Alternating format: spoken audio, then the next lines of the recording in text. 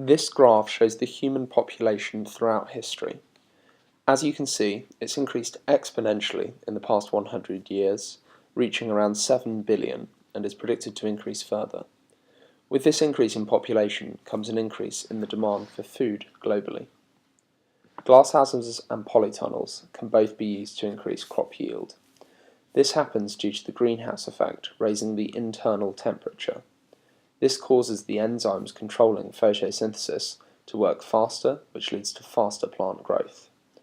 Since glasshouses and polytunnels create a closed environment, it is also possible to increase the carbon dioxide concentration by burning fuels. This too leads to a faster rate of photosynthesis and therefore faster growth. Finally, farmers can use artificial lighting to increase the amount of time plants grow for. Throughout history, soil quality has been invaluable to farmers. The ancient Egyptians thrived by growing their crops on the rich floodplains of the River Nile. As the river broke its banks annually, it deposited silt on the floodplains that contained natural fertilizers. Most parts of the world are not this fortunate, and if farmed, will, over time, lose their fertility due to the loss of minerals and ions in the soil, such as nitrates and phosphates. It is possible to add fertilizers to replace them. These may be organic, such as horse manure, or inorganic, such as ammonia, which is made through the Haber process. A crop rotation strategy that includes growing a leguminous plant such as clover and then turning it into the soil can also increase nitrate levels in the soil.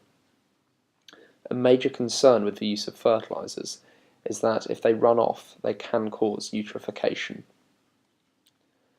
Animals eating plants can be a major problem for farmers, but this can be overcome by using pesticides. A second problem is that undesirable plants may grow, which take up valuable space, water, and nutrients. Herbicides can be used to stop this happening, and it is possible to use selective breeding or genetic engineering to make the plants farmers want to grow be unaffected by the herbicides. Pesticides and herbicides both have their disadvantages. In particular, they can be toxic and build up in food chains in a process called bioaccumulation. Many consumers have strong opinions on the use of pesticides and herbicides in the production of food. An alternative to the use of pesticides is biological control. Biological control involves introducing another organism to remove pests.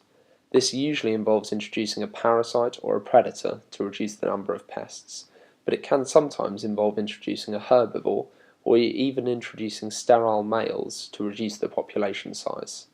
This can have unintended consequences, as happened with the cane toad in Australia, but it also means avoiding the use of harsh chemicals. In summary, there are many ways of increasing the crop yield of plants. Glasshouses and polytunnels help to increase the rate of photosynthesis and therefore plant growth.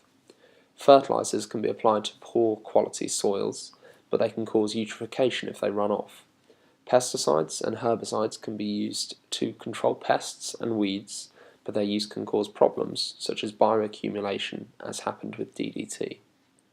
Finally, biological control is an alternative to the use of chemicals, but it too has disadvantages, as for starters, it tends not to completely remove the problem.